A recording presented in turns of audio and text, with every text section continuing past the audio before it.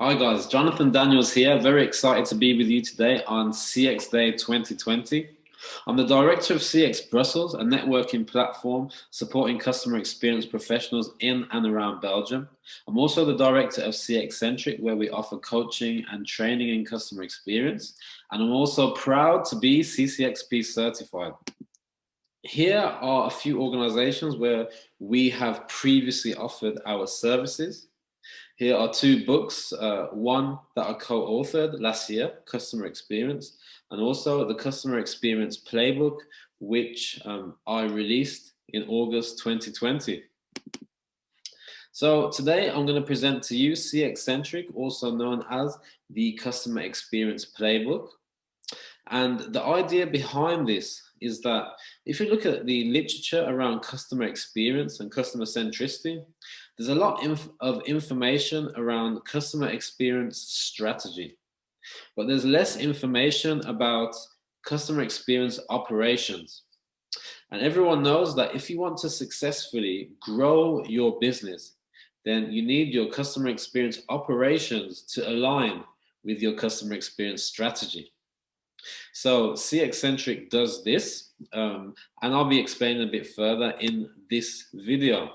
So the agenda is as follows: 3 key points. Number 1, why consider a framework for your customer experience operation? Number 2, what are the ingredients of the CX Centric playbook? Number 3, what are the 4 core elements of CX Centric? So we'll take you through the first one. Why consider a framework for your customer experience operation? The first is that a framework is always built on best practice thinking. So you're not having to make things up. You can actually go and look at something that's already been successfully proven and then adapt it for your organization. It provides structure. You can gain credibility, reduce risks. It can also be used as a gap analysis tool. And also it's a repeatable process which increases predictability.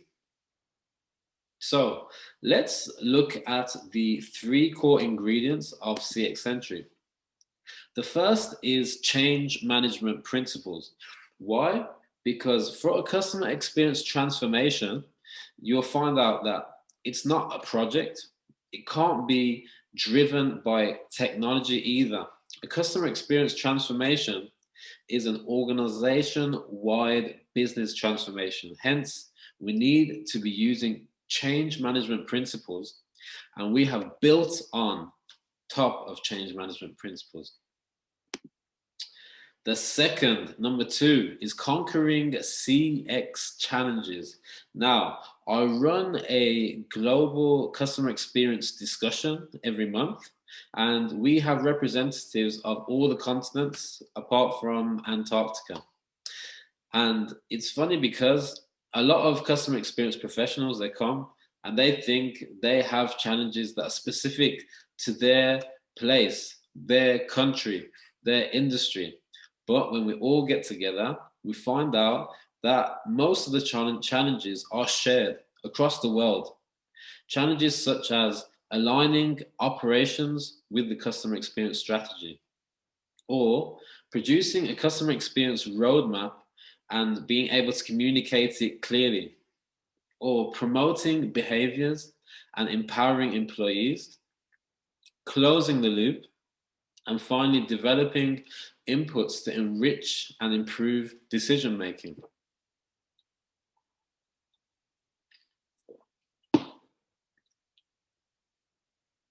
So the CX Centric framework aims to tackle these challenges.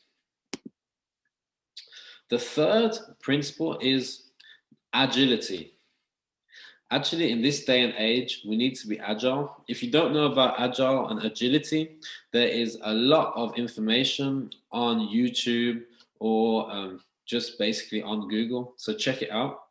But in principle, it's about delivering constantly every 2 weeks or every month, something like this, but delivering constantly and being able to adapt to new technology, new issues such as the corona, or even being able to adapt because of changing customer needs, which is happening more and more.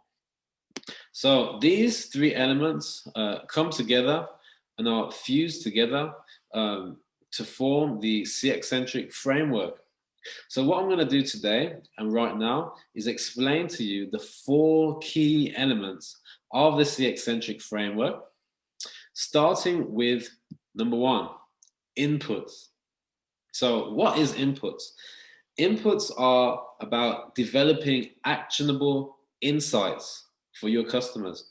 So it's really about building a customer-centric data strategy and building customer knowledge so that you can serve your customers better while growing your business. Yeah. So the idea around a customer-centric data strategy is to be in a situation where in 1 year's time, you will have a deeper level of knowledge of your customers, and say in 2, 3, 4, 5 years time, you are constantly growing your knowledge of the customers so that you can serve them better and grow your organization in return. The second is events. So you should ask yourself, what regular meetings do we have which relate to the customer?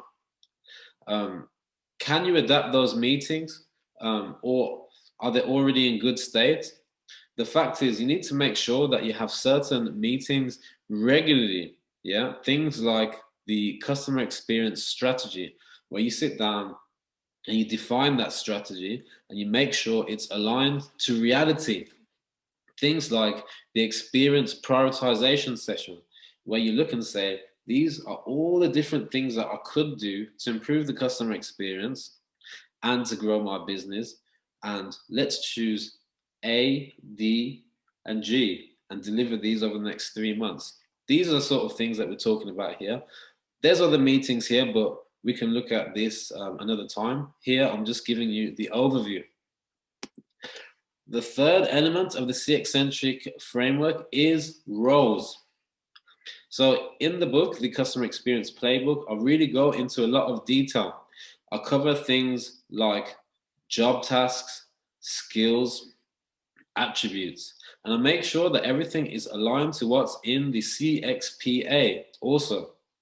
So you should actually consider to yourself, in terms of customer experience, what roles do we currently have? And are the roles serving the purpose of customer experience? Are we able to support the customer experience strategy or not? So you can do a sort of gap analysis there. The last element of CX-centric is the outputs. So here we are talking about documents, things like a business case, where you say, this is what we're going to deliver. This is a return on investment that we think we will be able to have. And by return on investment, I'm not saying just, oh, customers are going to be more happy. No, I'm talking about real financial return on investment. We can expect an uplift of 10% revenue, things like this.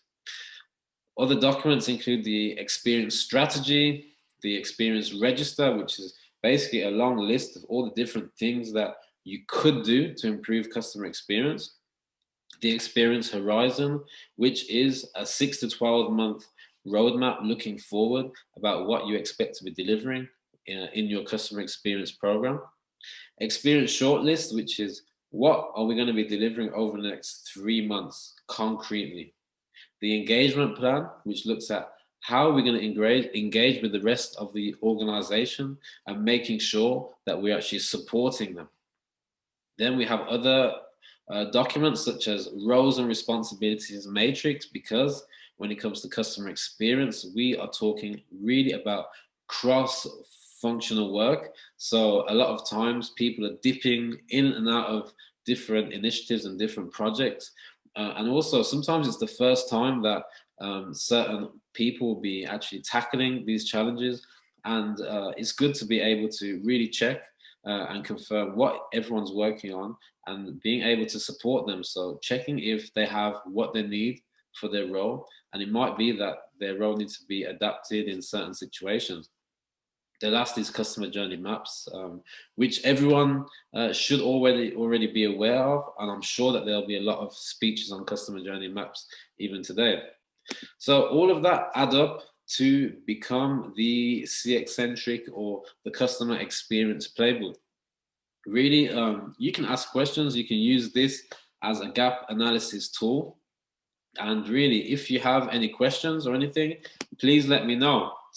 Feel free to add me on LinkedIn. Otherwise, send me an email. Listen, guys, it's been a real pleasure. Enjoy the rest of CX Day.